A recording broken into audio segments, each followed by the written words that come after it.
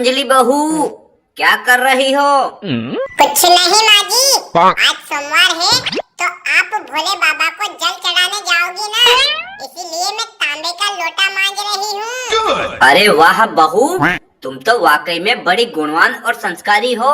मेरे कहने से पहले ही हर काम कर देती हो। अच्छा, देखो भाग्यवान, मेरी पसंद कोई ऐसी वैसी नहीं है। अरे इस बिटिया के अंदर 36 के 36 गुण मिलते हैं, तभी तो मैंने अपने बेटे की शादी इसके साथ कराई है। हाँ हाँ, अब आप इसकी इतनी भी तारीफ मत करो कि ये आपके सिर पे चढ़ के तांडव करने लगे। नहीं नहीं माँ जी, आप बेफिक्र रहिए, ऐसा मौका कभी नहीं आएगा, क्योंकि मेरे माँ बाप ने मुझे बहुत अच्छे संस्कार दिए हैं। अच्छा, ऐसी बात है तो मान ले, अगर तू पलंग पर बैठी है और मैं भी आकर बैठ जाऊं, तो फिर तू क्या करेगी?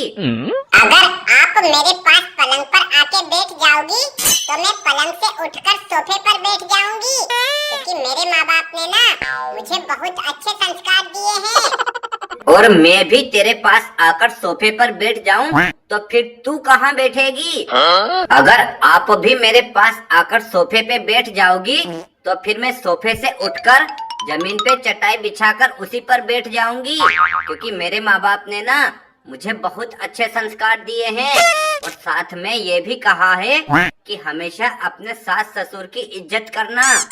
वाह भाभी जी वाह, वाकई में आपने तो कमाल कर दिया। अरे आप तो हमारी उम्मीद से भी ज्यादा गुणवान और संस्कारी निकली। अच्छा, तू चुप हो जा कलमुहे, जब दो बड़े बात कर रहे हो तो तुझ जैसे टपोरी को बीच में नहीं बोलना चाहिए।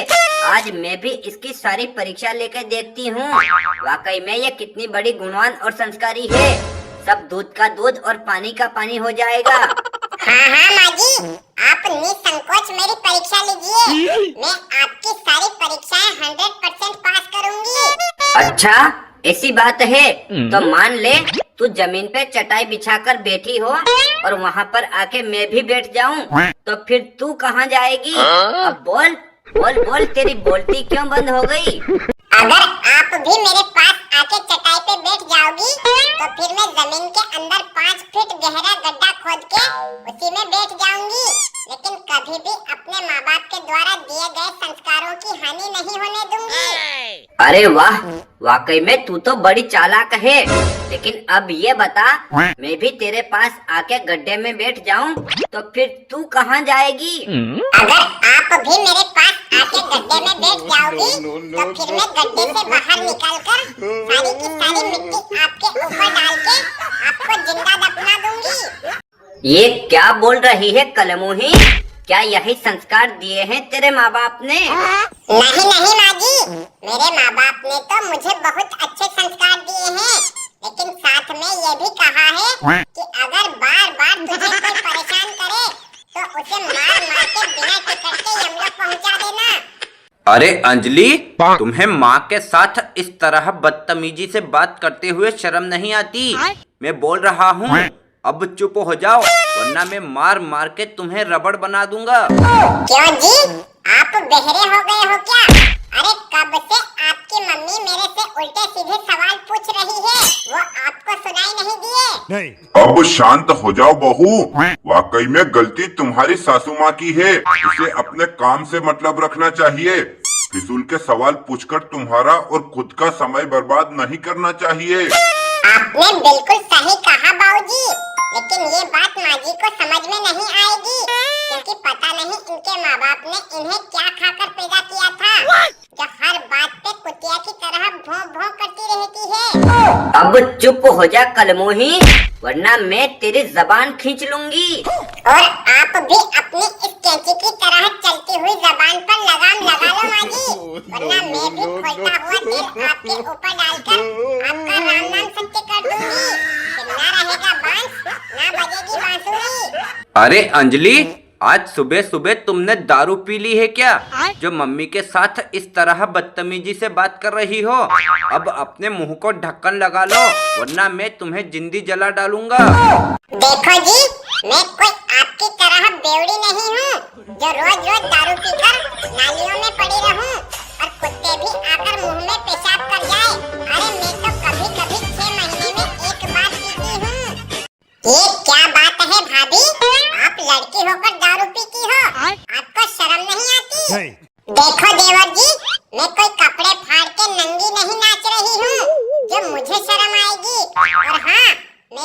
1990 की बहू नहीं हूँ, मैं 2025 की बहू हूँ, इसलिए कभी कभी पी लेती हूँ।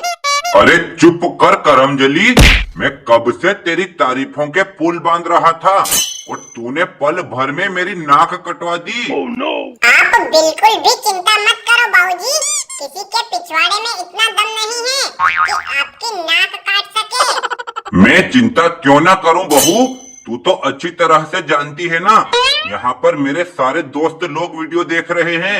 वो क्या सोचेंगे कि मकोड़ी लाल के बेटे की बहू दारू पीती है। अरे वो क्या सोचते हैं या क्या नहीं, उससे हम लोगों को घंटा फर्क नहीं पड़ता बाबूजी।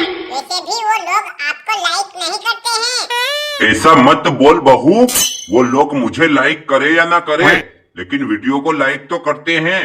और अगर वीडियो को लाइक नहीं करेंगे तो मैं मकड़ी के जाले में लटक के अपनी जान दे दूंगा।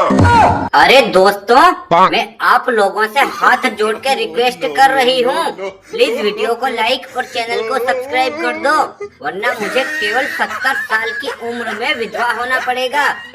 नहीं मम्मी नहीं, आप इतनी रिक्वेस्ट मत करो, वो लोग आपसे भी ज्यादा समझदार हैं।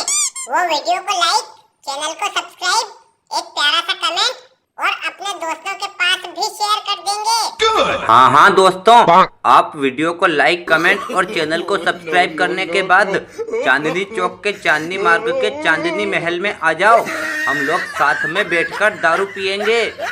ये क्या बोल रहा है बेटा, तेरा पूरा परिवार तो 40,000 लोगों का है, अगर सारे एक साथ आ गए तो तू किन किन लोगों को दारू पिलाएगा। अरे मम्मी, आप इतनी चिंता मत करो, डरने वाली कोई बात नहीं है।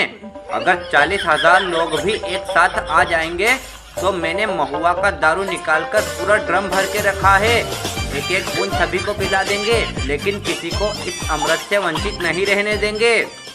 देखो दोस्तों, लगता है मेरा बुड़वक पिया पगला गया है, जो खुद लोगों के दारू की झूठी बोतलें उठाकर दिन भर चाटता रहता है। वो आपको क्या दारू पिलाएगा। अरे अंजलि, तू मेरी पत्नी है या दुश्मन, जो मेरे दोस्तों के सामने मेरी इज्जत का पंचनामा कर रही है। देखो मेरे नकारा निकम्मा पिया, इज्जत उन लोगों को दी जाती है जिनकी पहले से इज्जत हो, लेकिन तुम तो एकदम से नालायक आदमी हो, तुम्हारी क्या इज्जत करना। अरे दोस्तों, आप लोगों को खुश करने के चक्कर में मेरी गाय जैसी भोली भाली बहू भी आवारा सांड की तरह हवा में उड़ने लगी है, और आप अभी भी अकेले हंस रहे हो। मैं तो कहता हूँ, वीडियो को लाइक, कमेंट और चैनल को सब्सक्राइब करने के बाद इसे अपने दोस्तों के पास भी शेयर करो, ताकि वो लोग भी खूब